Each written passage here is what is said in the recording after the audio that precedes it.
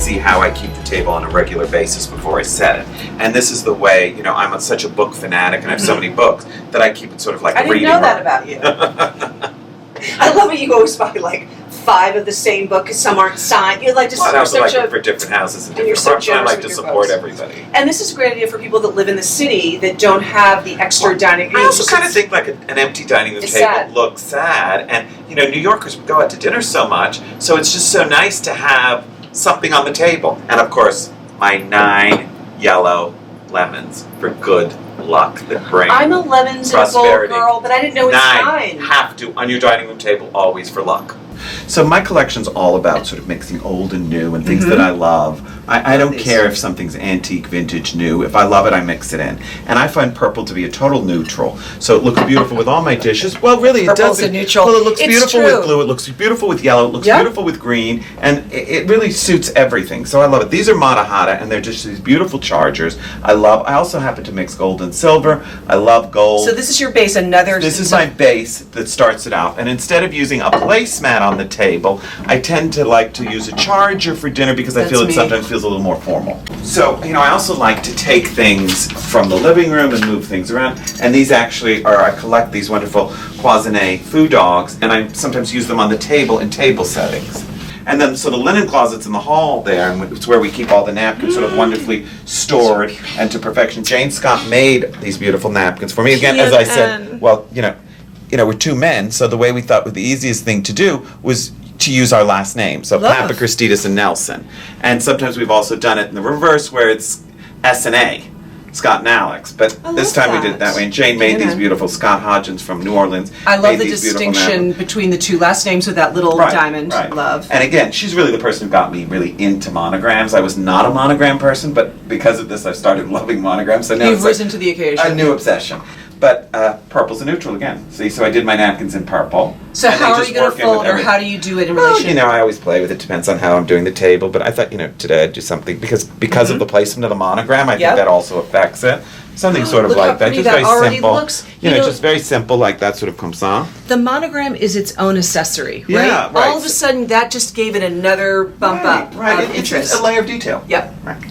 So, you know, I try to design apartments where everything's sort of very practical, and this is our everyday flatware that Look we how use all deep the this time. is. I love that organization. I'm such a believer that everything that you use all the time should be beautiful. So your everyday flatware should be beautiful, and your everyday flatware should also be able to accommodate a buffet. Oh, look at this little miscellaneous for wine opener. I've been looking for an amazing bottle opener. I found this in Paris, an old gold Hermes one at the flea market. These are so chic. And again, you know, we use this to open a soda ourselves, but I want everything to be beautiful that I touch. Soda, I love it. So this came this way. This is actually not kept here. It's kept in one of my storage closets, but we brought it out for you. So this is the fabulous Sirimon flatware that was made in Sheffield, England, and it's porcelain handles. And really, really special. And to make it even more special, it's very hard to find and very rare, but this was Bunny Melons. And here's the tag that came in the box that probably her butler or someone had written with all the information on the flatware. The crazy story is I bought it at Stair & Company, and by the time I'd finished bidding on it, I realized that one of my best friends and I had been bidding against each other. I love it. So I don't put it on the napkin because you don't want to guests have to remove flatware from on top of the napkin because it's just inconvenient, and I also don't want anybody dropping and breaking my porcelain Sirimon flatware. All right. Okay, so these again are so pretty, so I love these. Oh, those are beautiful. You know, everyone's different, so there's 6 different patterns. So I have 18 of them, and I use them sort of all, so you can mix. They come in sets of 6. Got it. You can mix them. Now, can I just say that some people would just use this as their regular dinner plate, but it's actually like a charger here, and this is what you would serve your main course on. Just to get the well, actually, pattern. This is what I'd serve the appetizer on, and then we'd bring out a different dish for the main course, and this would be taken away. Oh, look at these little circular felt accessories. Yeah, well, I just think that's a great way of keeping your dishes from chipping, and you know, as you stack them and the stacks get tall, it just sort of keep helps them that to way. protect Got them. it. Yeah. Okay, love this. So let's put these down. Here, I'll just hold all these. Okay. And I love that they're all different. I love it. Even your mode of transport for everything is gorgeous. Well, now I've started collecting these wonderful silver trays.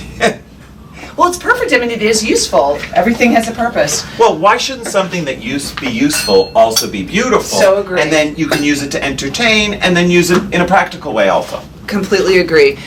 I like to put in 3 glasses on the table because, first of all, there's a water glass, there's a wine glass, and what if somebody's sitting at the table and you know what? They just feel like a ginger ale or a Coke or something else. So I like everything to be set up on the table, and also it gives me more room to have more fun.